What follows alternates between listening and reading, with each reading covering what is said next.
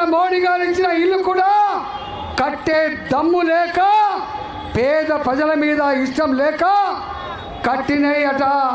ఆయన లెక్క ప్రకారంగా 1,70,000 ఇల్లు, కానీ పేదవాళ్ళకి ఇచ్చినవి మాత్రం 35-40 ఇల్లు తప్ప 2,50,000 ఇల్లు ఇవ్వలేదు.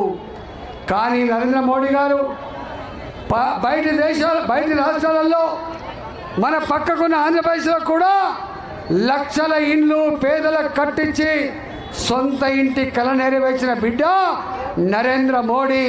కానీ కళ్ళల్లో మట్టి కొట్టిన ఆనాటి కేసీఆర్, మరి ఇవాళ ఈ ముఖ్యమంత్రి పేదవాళ్లకు ఇల్లు కట్టిస్తారా లేదా ఒక 3 నెలలు ఎదురు చూద్దాం, ఆ తదుపరి సంగతి ఏందో తెలుసుకుందామని చెప్పి ఈ సందర్భంగా మనం చేస్తూనే, రేపు నరేంద్ర మోడీ గారు ప్రధానమంత్రి కావడం ఖాయం.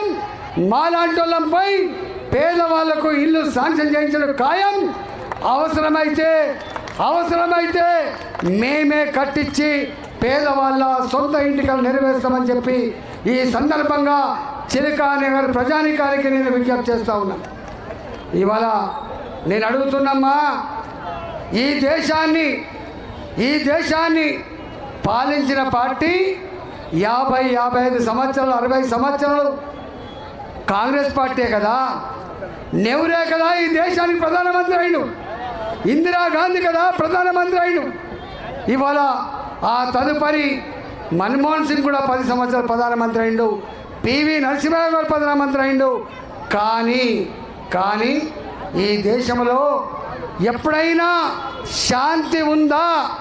హైదరాబాదులో కోటి చౌరస్తాలో గోకుల్ చాట్ దగ్గర బాంబులు పేలితే ఎంతమంది చనిపోయినరు, చిందిన రక్తం ఇవాటికి మనకు గుర్తొస్తుంది. ఈనాటికి కూడా క్షతగాత్రుగా ఉన్నవాళ్ళు, అన్నా మేము గోకుల్ చాట్లో నా చేయి పోయింది, గోకుల్ చాట్లో నా కాలు పోయిందని చెప్పి ఇప్పటికీ దరఖాస్తు ఇచ్చేటువంటి పరిస్థితికి కారణం ఆనాడు కాంగ్రెస్ పార్టీ. అవునా కాదా ఒకసారి ఆలోచించండి. దిల్సుఖ్ నగర్లో గిట్టే రద్దీగా ఉండే ప్రాంతాల్లో బాంబులు పేలితే తెగిపడ్డ కంఠాలు చూసినాం మనం, ఎగిరిపడ్డ చేతులు చూసినాం మనం, మాంస ముద్దలు కిలోమీటర్ తరబడి ఆనాడు చింద్రమైపోయిన పరిస్థితి చూసినాం. ఇవాళ మోడీ గారు వచ్చిన తర్వాత సాయిబాబా గుడి లాంటి బాంబు పేలులు లేవు, దిల్సుఖ్ నగర్ లాంటి రక్తం చెందిన మరకలు లేవు, ఇవాళ లుంబిని పార్క్ లాంటి అమాయకుల ప్రజల చావులు లేవు. ఇంతేకాదు జమ్మూ అండ్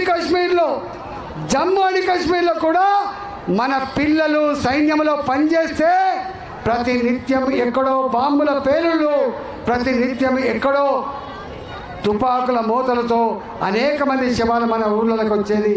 కానీ ఇవాళ మోడీ గారు వచ్చిన తర్వాత 10 సంవత్సరాల కాలంలో దేశంలో ఎక్కడ కూడా బాంబు పేలుళ్ళు లేవు, తుపాకీ మోతలు లేవు.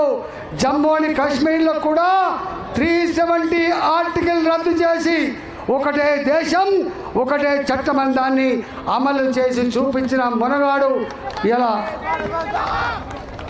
నరేంద్ర మోడీ గారు. కరోనా వచ్చింది మీకు తెలుసు.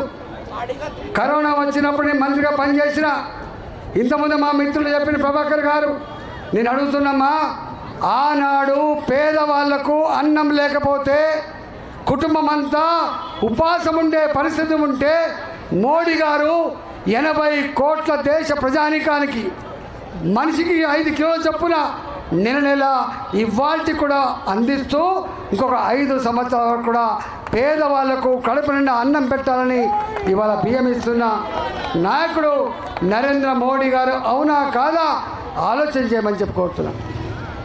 ఇవాళ ఆనాడు వణికిపోతున్న ప్రజానీకానికి, బిక్కుమంటూ బతుకుతున్న ప్రజానీకానికి వ్యాక్సిన్ తయారు చేయించి, కరోనా వ్యాక్సిన్ తయారు చేయించి ఒక్కొక్క మనిషికి 2 డోసులు ఇచ్చి 3 డోసులు ఇచ్చి మన ప్రజల్ని కాపాడిన ఘనత కూడా మోడీ గారికి చేసిందా లేదా ఒకసారి ఆలోచన చేయండి. మన అవసరం తీరిన తర్వాత పరాయి దేశంలో ఉన్న వాళ్ళకు కూడా వ్యాక్సిన్ ఇచ్చి ఆదుకున్న దేశం ఇవాళ మోడీ గారి భారతదేశం అని చెప్పి మనం చేస్తూ ఉన్నాం. ఇవాళ చేస్తున్న కాంగ్రెస్ పార్టీకి ఓటేస్తే కాంగ్రెస్ పార్టీకి ఓటేస్తే ఒక్క రూపాయి లాభం రేపు లేదు. బీఆర్ఎస్ పార్టీ ఇక్కడికే చతులక పడిపోయింది. బీఆర్ఎస్ పార్టీకి ఓటేస్తే కేసీఆర్ మాటలో చెప్పాలంటే మోరులేసినట్టే. కాబట్టి నా ఇక్కడ అధికారం లేదు, ఢిల్లీలో అధికారం వచ్చే ఆస్కారం లేదు, కొట్లాడే ఆస్కారం లేదు, బీఆర్ఎస్ పార్టీ అని చెప్పి పెట్టి మొత్తమే కథమైపోయిన సందర్భం. కాబట్టి ఇవాళ తెలంగాణ ప్రజలు ఆనాడు మనం ఓటేసి గెలిపించినాం, కానీ మనం నట్టేట ముంచింది. కాబట్టి ఇవాళ టీఆర్ఎస్ పార్టీ ఇవాళ పేరు బీఆర్ఎస్ పార్టీకి ఓటు వేయొద్దని చెప్పి మనం చేస్తూ ఉన్నా.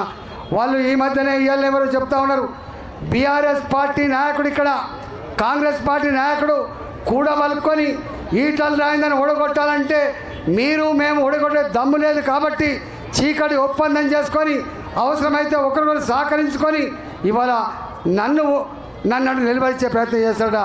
నేనన్నా బిడ్డ, నన్ను నిలువరించగలిగే శక్తి సత్తా నీ పార్టీకి లేదు. నీ జేజమ్మదికి వచ్చినా కూడా మమ్మల్ని ఆపగలిగే శక్తి లేదు. ఈ దేశంలో వీస్తున్నది మోడీ ప్రభంజనం.